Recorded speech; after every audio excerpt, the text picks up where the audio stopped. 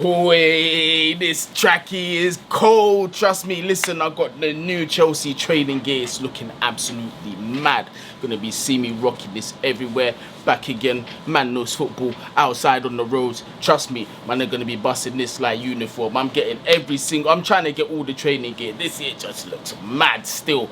But yeah, man, you already know what it is. It's Guni, man knows football. Make sure you like, share, subscribe, all of that good stuff. You get me? But if you ain't watched the video that I posted before, it is on Cristiano Ronaldo's potentially controversial move from Juventus to Manchester City. Will the Manchester United legend soon become ex-Manchester United legend and newly become Cristiano Judas Ronaldo and move to the blue side of Manchester? Check that video out if you haven't already. It will be linked at the end of this video, so stay to the end of the video, hit that link and watch it if you haven't already. What are we here for? Basically everything UEFA, bro. UEFA awards and the Champions League draw. So that's really the main stories for today, man. But before obviously I get on with that, make sure you like, share, subscribe, all of that good stuff. So far you've been doing an absolutely fantastic job. I'm not going to bore you too much with that, you hear it all the time, but let's get on with the main details. I think it's only right that we start with the main man who deserved the recognition, who came in halfway through the season and absolutely revolutionized the thinking of Chelsea Football Club, and yes, turned us into European champions, not once but twice. Yes, I've got no shame, I'm counting that Super Cup because two European champions have to come together to fight out for that trophy, and some of you know nothing about that because your teams ain't won the Champions League. Definitely in London. Do you know why? Because we're the only team in London with a European Cup. Ha ha! But yeah, listen, man, let's start off with Mr. Tommy T himself. He bagged the award, Men's Coach of the Year. I'm sure that's what, listen, most of you ain't gonna argue with that. Well deserved for the reasons that I stated. Man, what can we say, man? Thomas Tuchel just came in, absolutely revolutionized everything about Chelsea Football Club. The way we played, the understanding of the game. Our confidence before he came was on the floor. We didn't really look like we understood Frank Lampard's tactics. We looked suspect defensively. We couldn't defend set pieces. And now we're doing absolute madnesses. This man helped us keep 9 clean sheets in the Champions League on the way to winning it, bro. Are you crazy? This man revived careers. Remember, before Tuchel came in, a bag of Chelsea fans wanted Rudiger out, Marcus Alonso out, couple man gone, and look, there's mainstays in the team. You get me? So Thomas Tuchel, I don't think anybody is going to argue with this. Rivalries aside, definitely deserve to get Men's Coach of the Year. Come on, Chelsea. Is that the only award that Chelsea got? I don't think so. I think this is kind of blue dominated, bruv. So are you telling me that the UEFA awards are blue as well? Hell yeah. Because listen, do you know who got UEFA Men's Player of the Year? Man like Jorginho. Yes, he did. Yes, he did. The triple European champion, Jorginho. Yes, Champions League winner with Chelsea. Super Cup winners with Chelsea. Euros winner with Italy and was a mainstay, was in team of the tournament for both competitions. Yes, it had to go to, sorry, had to burp.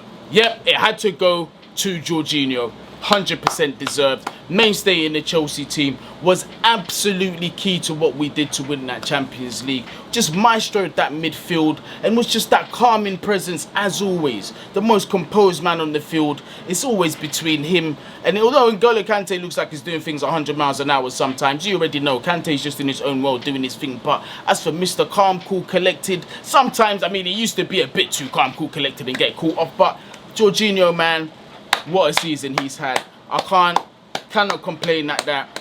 Absolutely cannot complain. So that's 2 in 2 that I've got. The third award that we're going to come to, obviously, goalkeeper of the UEFA Champions League season. It's so obvious. It is fairly obvious who deserves to win this award, and that is Edouard Mendy. And yes, he did get that. 9 clean sheets. 9 clean sheets in the Champions League. Are you taking the piss? This guy won it by, like, he was clear. There was nobody coming near him. Absolutely nobody. What performance. Listen, Mendy, the rise that this brother's had, yeah? Like, obviously, you know the story with him, like how my man was homeless at one point in his life. And now, look, he's a Champions League winner and is arguably one of the top 5 goalkeepers in the world, yeah? And if you disagree with me, tell me in the comments that you disagree with me. But Edouard Mendy he was key to everything that Chelsea did as well. What a leader. What a presence in the back. Yeah, what a presence in the back. Do you know how many important saves that this guy made for Chelsea? I'm thinking back to Real Madrid. I'm thinking back to all those games, man. Edouard Mendy 100% deserved it. What's that? 3-3 now? Hey, could it be 4-4? So this one, defender of the UEFA Champions League season is Ruben Dias. Are you serious? Ruben Dias. I know he had that. Listen, yeah. You see the stand-up performance that Ruben Dias had. Who was it against where he was just dashing himself against like the ball and all that, like just putting his body in the way? Yeah, that was a stellar like John Terry-esque performance and that. But hear what I'm saying though.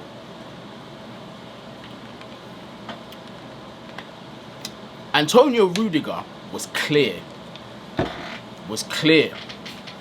Rudiger bossed it. Are you dumb? My man shut down everybody. Benzi, shut down. Luis Suarez, shut down. What's his face at Man City? Sergio Aguero, shut down. Everybody, shut down. Are you mad, bro? Yeah? My man in the Champions League, clean sheet, shut down. 9 goals, clean sheet, shut down. Are you dumb? Yeah? And you're bringing up Ruben Dias. Get out of here, bruv. Wasn't it not Ruben Dias that got banned for the Champions League goal, blood? Yeah? The biggest goal of their competition, the biggest game of their flipping career.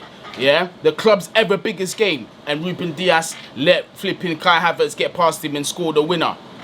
That's the guy that you're putting in as the winner. Get out of here, bruv. Anyway, let's move on to the next award. Mashing up my flipping gloating order. Are you mad? Just coming in. Like, we had the perfect streak going on, and then you had to just bring out this fuckery. Get out of here, man. So, midfielder of the UEFA Champions League season. This one better be good, fam.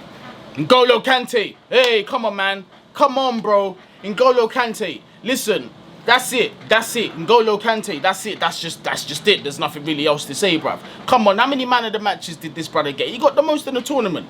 Bossing everybody. Shut down. See, listen, Chelsea were just on shutdown. We were shutting down everything. Everything good that these teams thought they were doing, N'Golo Kante was just going through. Nah, cleaning that up. Listen, N'Golo Kante, this man, yeah, he deserves a Ballon d'Or. He deserves everything.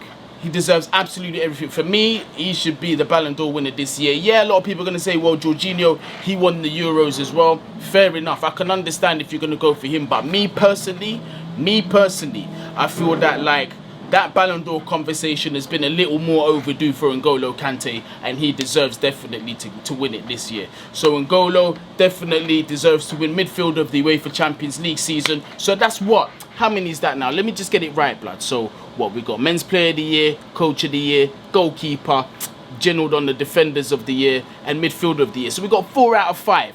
Not too bad, bruv. So the next one is Forward of the UEFA Champions League season.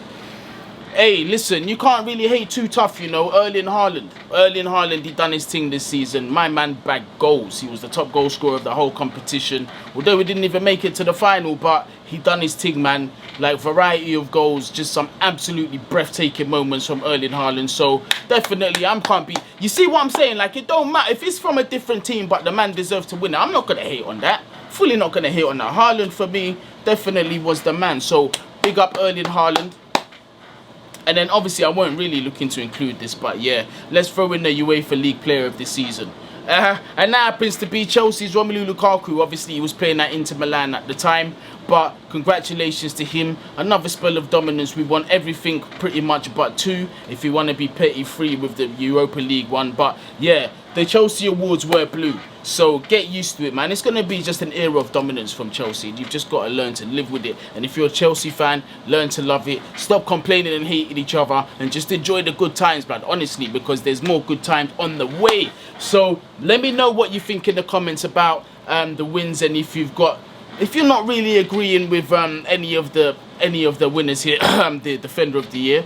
Yeah, so if you're not really agreeing with any of them, let me know what you think down there in the comments. But yeah, we're going to move on from that on to the group stages. So earlier in the day, we had the group stage draw for the Champions League, and this is how they are looking. Group A looking absolutely tasty with Manchester City and Paris Saint-Germain, aka PSG, in the same group. The oil-rich teams coming together, the two giants coming together. And if obviously Cristiano Ronaldo does join Manchester City. That will make an absolutely tasty matchup. Will it be an even one? I still don't think so. I reckon PSG are going to have too much for Man City and everybody else in the group, and they're going to top that group. Group B. Hey, listen, we got some proper heritage in there. Liverpool and AC Milan. Good to see AC Milan back. They do belong in the Champions League. A lot of heritage in this competition, and some of the games that they've given us over the years. Oh my days. Oh my days. I'm just thinking back to the days when Kaká and Seedorf and them boys were in the Champions League. One of the memories that straight away come into my head is when Kaká just absolutely humiliated Rio Ferdinand, and I believe it was Gabriel Heinz in the game, where he just made them look like flipping, I don't know, clap. And obviously goes through on goal, bam, scores the goal. Van der Sar looks embarrassed. Rio don't know what's going on, and neither does Heinz. So it's good to see AC Milan in that group. Tough test with Liverpool and champions of Spain, Atletico, in the same group. But I don't know, man. I think Liverpool are going to be the strongest team out of the four. Will top the group. It's not going to be easy. They definitely will be tested by all three teams. So I think Group B is going to be one to look out for. Liverpool, for me, will top it. The rest of it is going to be a toss-up. Group C, Sporting Dortmund, Ajax and Besiktas. I'm just going to run through this real quick. I think Dortmund will top the group. The firepower of Erling Haaland. And I know a lot of people are going to say that, oh, Jadon Sancho, he's left Dortmund. Obviously, they're weaker. Yes, a player like Jadon Sancho leaving any team would weaken them. But I believe that they've got youth that can cope, and that will obviously help Erling Haaland to continue to score, although this may be his last season. Let's see what happens there. Group D, Inter, Real Madrid, Shakhtar and Sheriff, that I'm not going to pretend I know anything about. But yeah, Inter, obviously champions of Italy for a long time. I can't remember how many years, but quite a few years. They finally broke the Juventus stranglehold on the Scudetto. And then you have Real Madrid, who look like, if anything, they are in a rebuilding stage. Shakhtar, they can't be taken for mugs. And boy, Sheriff, I don't know nothing about them. If you do know anything about Sheriff, let me know in the comments. But to be honest with you, it don't look really too good for them. I reckon they're going to be the whipping boys of the group. Inter, for me, will top the group. Real Madrid don't look as strong as they have in previous years, especially when they had that European dominance with Cristiano Ronaldo and them boys still at the club. They still haven't really replaced Ronaldo, but could it be the year where Kylian Mbappe comes to Real Madrid? I might do another video on that. Hit the like button if you think that I should. And let's move on to Group E. Bayern, Barcelona, Benfica and Dynamo Kiev. Now, this spells stress for Barcelona because obviously they've lost Lionel Messi. They're in a huge transition stage, and there's a lot of like just madness going on at their club due to their financial situation. Similar to Real Madrid, but Barcelona are in a 10 times worse position. And to have Bayern Munich in your group and Benfica, to be honest, I mean, Benfica, the thing is with Portuguese teams, you got to watch out for them, man. They can be dark horses. And Dynamo Kiev, same with them. It might not be straightforward as people think for Barcelona to go through. For me, Bayern are definitely going to top this group. And again, for second place, it's going to be a toss-up between Benfica and Barcelona. And Dynamo Kiev, they might be a dark horse, you know. You never know. I'm not going to disrespect and write them off, but they might be a dark horse. So let's see. Now let's look at Group F: Villarreal, Manchester United, and Atlanta. Well, we're going to see a replay of the ginnels that happened in the Uefa Europa League final. Obviously, Villarreal beating Manchester United in that final. Oh man, so we're going to see a double of that again. Can Manchester United get their revenge and beat Villarreal twice? It remains to be seen. Unai Emery's team. Let's see. Let's see. Does Unai Emery have Ole's number? Maybe he does. Let's see. Atalanta as well. There are no mugs. Over the past few years, they've performed. They've done all right. They've been a little up and down, but we know what they can do in Europe. When they're switched on, they can be a very, very dangerous side. Will Manchester United top the group? This group is a bit of a toss-up as well, I think. I can't really say for sure who's going to finish the group. Should Manchester United be finishing it top? Absolutely. I think so. Will they? I don't know. My trust stems from not trusting the manager. And on top of that, they ain't signed a defensive midfielder yet. And they look like they need one. Group G, champions of France, Lille, Sevilla, Salzburg and Wolfsburg. To be honest with you, I don't know too much about Salzburg and Wolfsburg. They've been, in recent years, they've been a bit sus. But this year they're in the Champions League. Who knows? Who knows? They might turn up, but Lille, being the French champions, obviously will be my favourites. And then come to Group H, where the champions of Europe lie. Obviously, we are top of the group by default, top of that group, because we are champions. We have Juventus, Zenit, and Malmo. I do think Chelsea are the strongest team in that group. I am confident. Yes, I do see Juventus in there, but remember, Juventus bottled the Scudetto last season, and we are the European champions, and we have improved.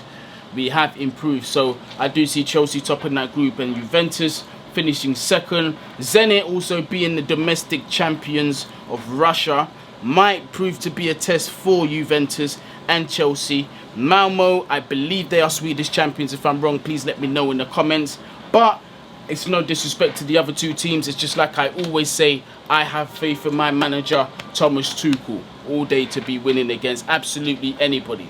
So there's that for the group stage draws. Let me know what you think in the comments. Who do you think's going to top Group A and Group B in particular? And actually, do you know what?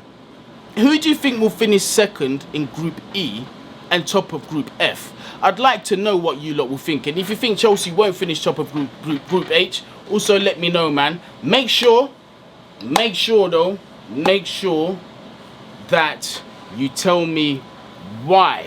I need to know a why. Let me know why down there in the comments, because I do like to engage. I do respond to the people them's comments, but like sometimes, you know, you got to expand your answer a little bit if you want a dialogue, if you want a bit more dialogue. But yeah, really, that's it for today. That's the group stages. George just got that out of the way because obviously this was big news. But yeah, man, thanks again for joining in on the video. And listen, there is a link at the end of this video for the Cristiano Ronaldo potential move to Manchester City, like I did explain at the beginning of the video. So make sure you do check that out. And thank you very much yet again for joining in. Please continue to like, share, subscribe, all of that good stuff. You have been absolutely amazing, and I will continue to say that. And watch out for me on Troops Back Again. In fact, you know what? I'm actually filming the podcast in about 30 minutes, so the episode should be out tomorrow. So check out for me on that. And yeah, man, have a lovely evening. Bless.